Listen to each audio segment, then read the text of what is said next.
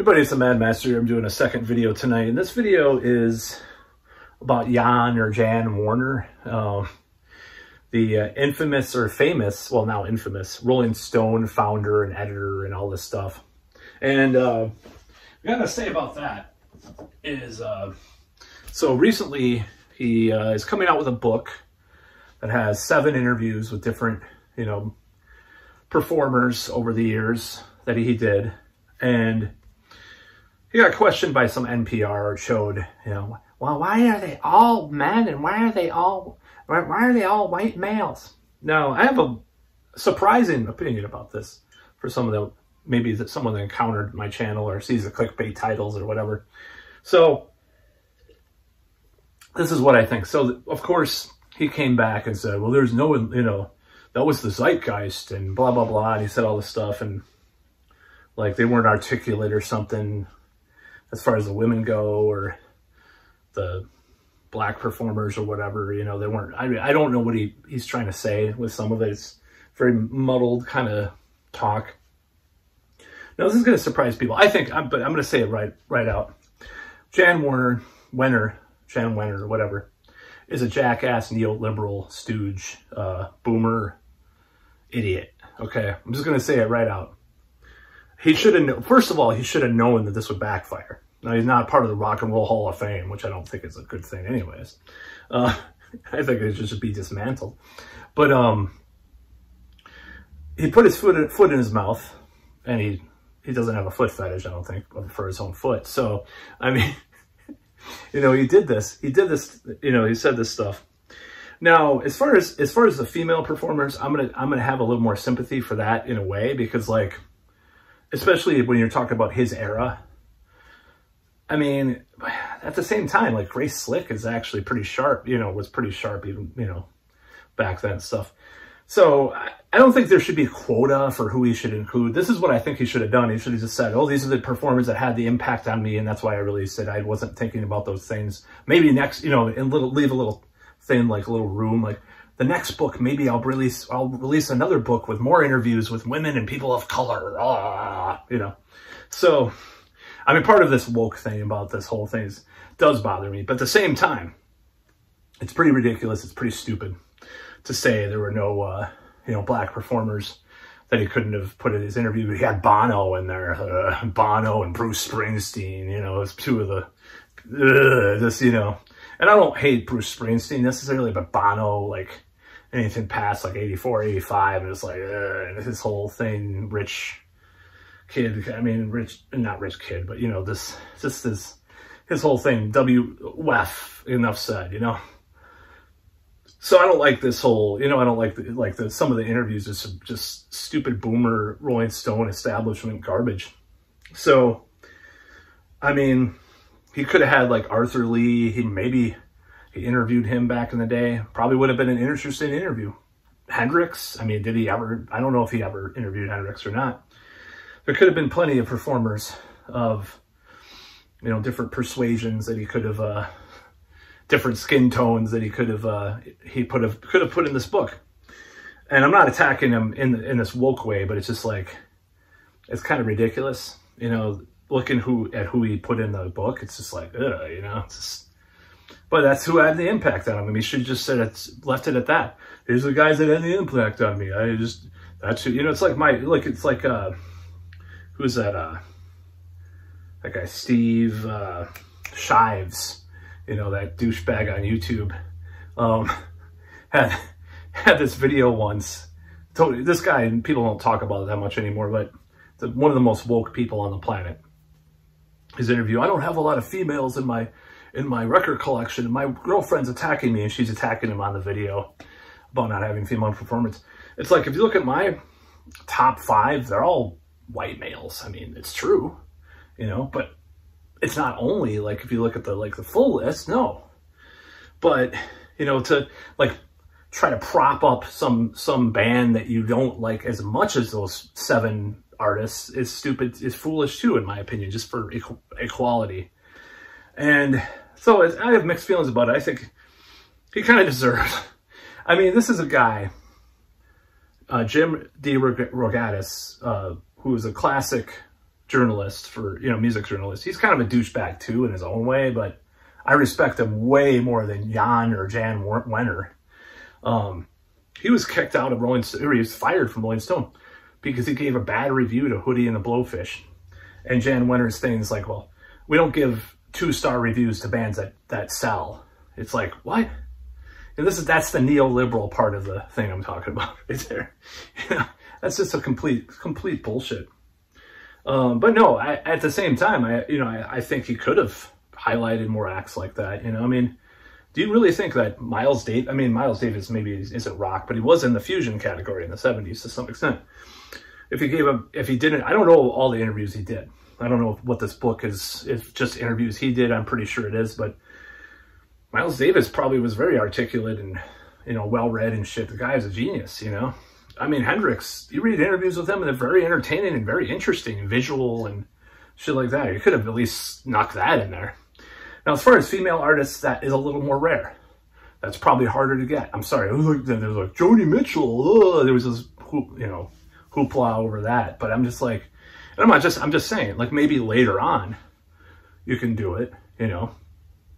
But he's focusing, you know, more on this like late 60s through mid 70s kind of pantheon of people. And there weren't a lot of female rockers back then, other than like Heart that was coming up. But, you know, it's like, then maybe they're not articulate enough for him in their like philosophical rock zeitgeist that he talks about or whatever, you know. And there might be some truth to that, you know. He might be just speaking the truth, but I think he spoke off the cuff and said some stupid stuff. I think it's true. I think it's dumb what he said, and I think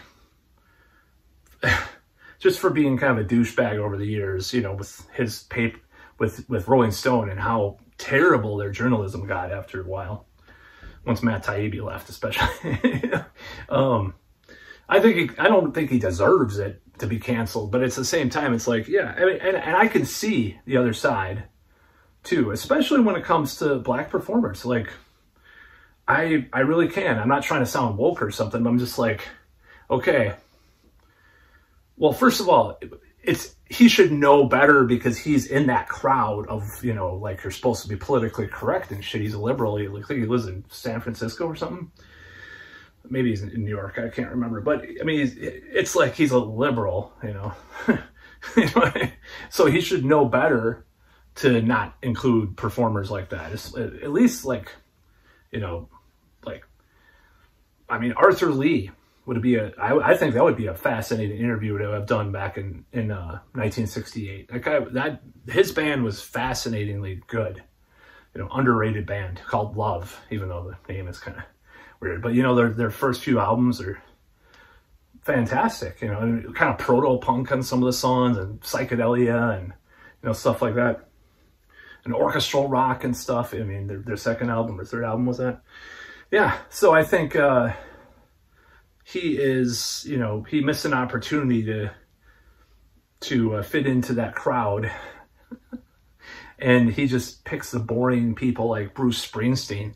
I mean, how many fucking interviews have you read with Bruce Springsteen? It's overrated as fuck. I mean, I like some of his stuff, don't get me wrong. I think he's a douchebag now. I would have just not included him for the $5,000 concert tickets. I'm like, no, I'm not going to put him in this book. I respect rock history and he had this impact, but I can't put him in this book. There's 1,000 books written about Bruce Springsteen. It was a missed opportunity to put out someone else in there, whether it be of color or different gender. I don't care. You know, I'm not trying to be woke by saying this. I'm just saying it was a missed opportunity to have all these predictable establishment choices saying they're so brilliant. I mean, Bob Dylan, you know, back in the day, yeah, for the time he was brilliant, you know, or Pete Townsend, I think, is one of them, or, you know, but it's just like, it's so ridiculous. Why not John Lydon too? I mean, what the fuck? It's kind of ridiculous. So in conclusion, I think he's an idiot. I think in a way, just for being such a douchebag over the years, like I said, that Hootie and Blowfish is just what came out in public, that whole controversy, firing someone for giving a bad review because a band sells. I mean, that is just the most crassly commercial, corporate rock, sellout, boomer, neoliberal bullshit I've ever heard in my life. I read that, I'm like, cancel them, you know? I mean, he got kicked out of the Rock and Roll Hall of Fame. Like I said, I think it should be disintegrated. I think it's a pile of doo-doo, you know. But I think I find humor in the fact that he was canceled for this interview that he did with NPR, with the wussified, soy-sounding interviewer. Why don't you include this? You know, I think it's pretty funny, but, you know, at the same time, he's right. I mean, it's right to cancel this guy. And the band Living Color was on Facebook, and they said, you know, well, you know, they were kind of buying into that too. It's still like, but, you know, I mean, I have a hard time. I don't have a hard time. I'm a little bit split on this, because I do think that if he just carefully chose his words at that moment, we probably wouldn't have had this situation where he's basically implying that women musicians aren't as articulate as these men who are, some of them are just drugged out of their eyeballs, you know, probably when he was interviewing them. It was like, oh, you bloody quadrophenias about this, you know. It's like, that's articulate, I guess. Like Spinal Tap articulate, maybe. I mean, okay, I love The Who and, you know, stuff like that, but Bruce Bono, he had to pick someone modern, at least for his era. It's modern. U2 is modern. You know, there were so many bands.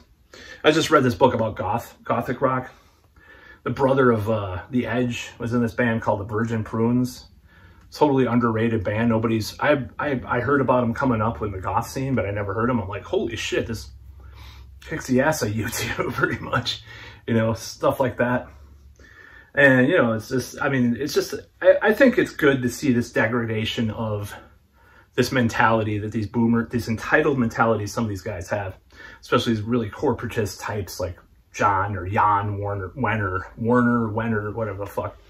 You know, I think it's a good comeuppance for some of these guys. So yeah, he could have picked like, I don't know who he interviewed back in the day. Probably interviewed someone. I don't know if he interviewed Hendrix. He could have picked Hendrix. Why not just put that in there? I'm not saying that Hendrix is like a super genius, but reading his interviews from back in the day, he's had some really crazy ideas, you know, just like all these weird psychedelic visions and stuff. I mean, it was entertaining, you know.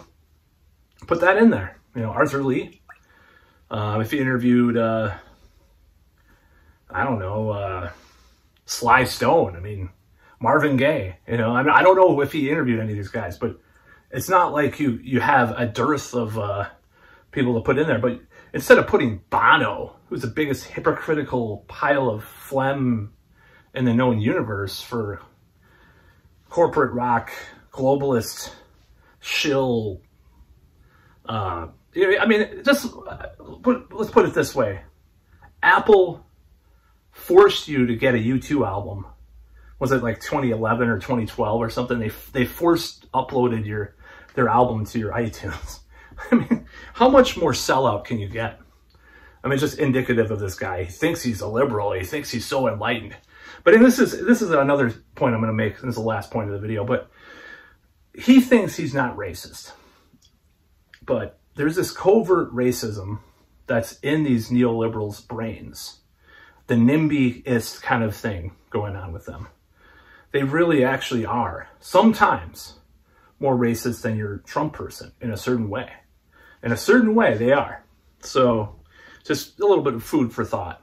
You know, some of the people, you know. And obviously this guy is just pamperedly sheltered in his suburban, you know, gated community thing. He got rich from Rolling Stone. He was a radical back in the day. Radical, you know. Some radical, you know.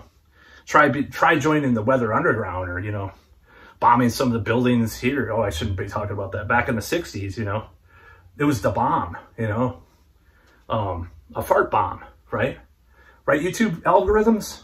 Eurythmics, yeah.